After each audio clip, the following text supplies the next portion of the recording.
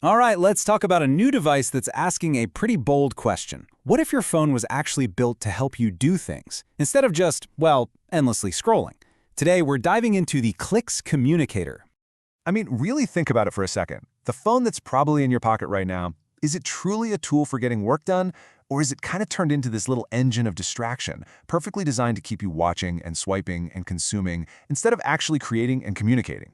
And this slide right here really lays out the two different worlds we're talking about.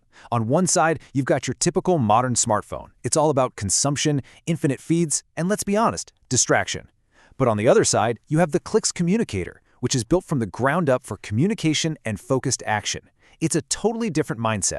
You know, what's really interesting is that Clicks is tapping into a trend that's already happening. You see it all the time now, people carrying a second phone. Maybe one's for work, the other's for their personal life. It's all about creating some healthy boundaries with our tech, you know? Or just having the right tool for the job. And this is exactly where the communicator fits in. See, it's not trying to kill your iPhone or your big screen Android. Clicks is being super clear about this. They're trying to create a whole new category, a companion device that's purpose-built for getting things done. Okay, so they've got this different approach, but what does that actually mean? It's not just about slapping a keyboard on a phone. No, they're really rethinking the whole way we interact with these things to put communication first. And this quote, this is probably the best way to understand it. Think about it. An iPad can do everything a Kindle can, right? You can read books on it. But a Kindle is designed and optimized for one thing, reading. That's what the communicator is aiming for. It wants to be your specialized tool for messaging and just being super responsive. So let's break that down a bit more. This thing is designed to be your sidekick, not your main screen. Its whole job is to help you blast through emails, manage your inbox, and shoot off messages super fast and efficiently, all without sucking you into that black hole of social media feeds and video streams. So how do they actually pull this off? Well, it all boils down to three core ideas that shape the entire device: context, input, and control. Let's take a look at what each of these really means. First up, we've got context. I mean, we're all drowning in notifications, right? So how do you figure out what's actually important without unlocking your phone every 30 seconds? The whole goal here is to separate the signal from all that noise and give you key info at a glance. And here's how they do it, which is pretty clever. There's this little signal light on the side that you can customize. You can make it glow blue for Slack messages or maybe red when your mom calls. It works with a side button they call the prompt key. Plus, they teamed up with Niagara Launcher, a really clean minimalist interface for Android, to build a home screen that puts your most important messages front and center. All right, the second principle is input. I mean, if this is a phone for doing, you got to be able to get your thoughts out quickly and without a bunch of typos. And yeah, this is where the most obvious feature comes in, but trust me, there's more to it than just the keyboard. So of course, you've got that real clicky tactile keyboard. The keys are big and shaped for comfort, so you can type with confidence. But get this, the keyboard itself is touch sensitive. You can just swipe across the keys to scroll through a web page. And that prompt key on the side, press and hold it, and you can instantly start dictating a message. Pretty cool. And finally, the third principle, control.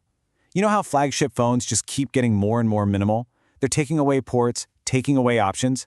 Well, Clicks is intentionally going the other way. They're giving you back real physical control over your device. And just look at this list. A 3.5mm headphone jack. It's back. There's a physical kill switch you can set up to do different things, like turn on airplane mode. You've got expandable storage, up to 2 terabytes, with a micro SD card, and you get to choose between a physical SIM and an eSIM. This is all about putting you, the user, back in the driver's seat. Okay, so the philosophy is cool, the features are interesting, but is it a capable phone?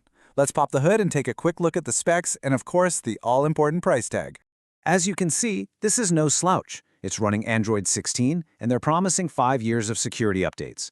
You've got a solid 4,000 milliamp hour battery, a really capable 50-megapixel main camera with image stabilization, and all the modern connectivity you'd expect: 5G, Wi-Fi 6, NFC, plus both wired and wireless charging.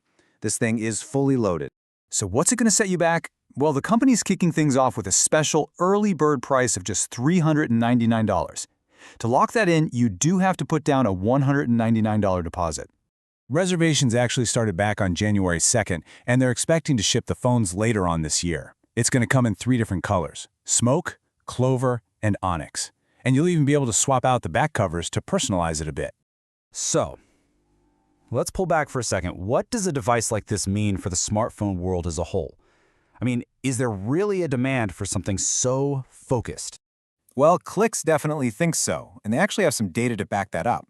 Their first product, which is a keyboard case for iPhones, has already shipped over 100,000 units to people in more than 100 countries. That's a pretty strong signal that, yeah, people are hungry for more physical, purpose-built tools. And here's a great quote from co-founder Michael Fisher. You might know him as the tech reviewer, Mr. Mobile. He basically says that as this two-phone lifestyle gets more popular, our phones need to get better at helping us act, not just feeding us distractions. And that, right there, is the mission statement of this whole project.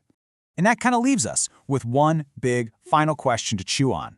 In a world where we expect one single gadget to do absolutely everything for us, maybe the future isn't another do-it-all device. Maybe it's about having the right tool for the right job. So, should our devices be more specialized?